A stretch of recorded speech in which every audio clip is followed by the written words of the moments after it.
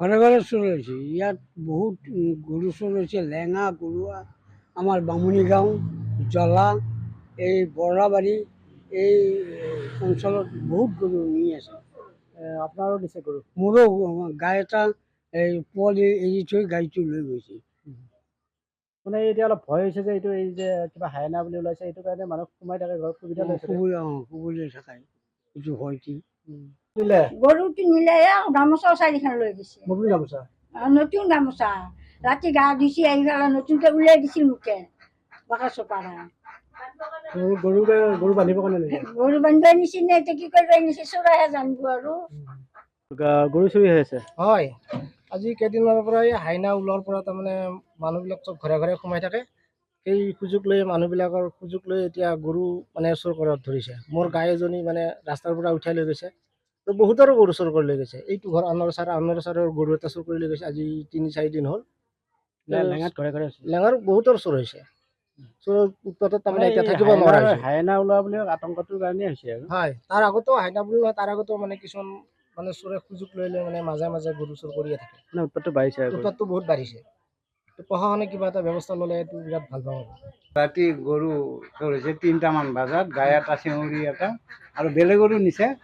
ৰাতি পোৱালিটো আটা পাৰোঁতে মই ৩টামান বজাত উঠিলোঁ। উঠাৰ পিছত চাওঁ যে তলাটো ভাঙি গৰু গোহালিত নাই, পোৱালিটো আটা পাৰি আছে। তাৰপিছত আৰু ইফালে সিফালে ঘূৰি চালে মানে আৰু কি হ'ব, ৰাতি ভয়ো লাগে কাৰণে হাইনেছটো ওলাইছে, তাৰ কাৰণে উঠিবৰ কাৰণে মানে ভয় লাগে। তাৰপিছত হাইনা ওলোৱা বুলি ক'লে চব ভয় খাইছে। চব মানুহ ভয়তে নোলায়ে ৰাতি, তথাপিও আৰু ভয় ভয়কৈ ওলাই চাওঁ যে গোহালিৰ পৰা গৰু নাই, 2টা গৰু লৈ গুচি গ'ল, দেখাই নাপালোঁ। মোৰ মৰমৰ গৰু হৈছিল, তাৰমানে এই গধূলি আনি তাৰমানে বান্ধাটো তাৰমানে কোনোবা গাঁৱৰ মানুহ চেক কৰি আছিল নেকি, সেইটো কথা নাজানো আৰু।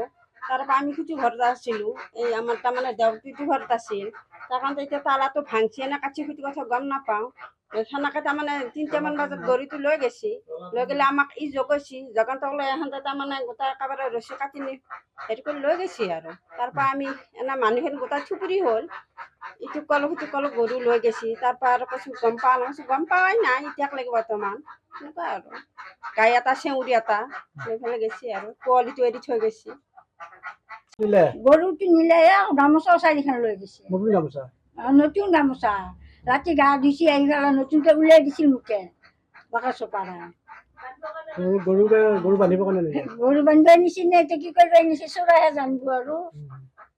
গৰু চুৰি হৈ আছে? হয়, আজি কেইদিনমানৰ পৰা এই হাইনা ওলোৱাৰ পৰা তাৰমানে মানুহবিলাক চব ঘৰে ঘৰে সোমাই থাকে। সেই সুযোগ লৈ মানুহবিলাকৰ সুযোগ লৈ এতিয়া গৰু মানে চুৰ কৰাত ধৰিছে। মোৰ গাই এজনী মানে ৰাস্তাৰ পৰা উঠাই লৈ গৈছে। তো বহুতৰো গৰু চুৰ কৰি লৈ গৈছে। এইটো ঘৰ আনৰ চাৰৰ গৰু এটা চুৰ কৰি লৈ গৈছে আজি 3-4 দিন হ'ল। লেঙাত ঘৰে ঘৰে লেঙাৰ বহুতৰ চুৰ হৈছে। চুৰ উৎপাতত তাৰমানে এতিয়া থাকিব নোৱাৰা হৈছে। হাইনা ওলোৱা বুলি আতংকটোৰ কাৰণে হৈছে আৰু। হয়, তাৰ আগতো হাইনা বুলি নহয়, তাৰ আগতো মানে কিছুমান মানে চোৰে সুযোগ লৈ লৈ মানে মাজে মাজে গৰু চুৰ কৰিয়ে থাকে। মানে উৎপাতটো বাঢ়িছে আৰু। উৎপাতটো বহুত বাঢ়িছে। প্ৰশাসনে কিবা এটা ব্যৱস্থা ল'লে এইটো বিৰাট ভাল পাওঁ।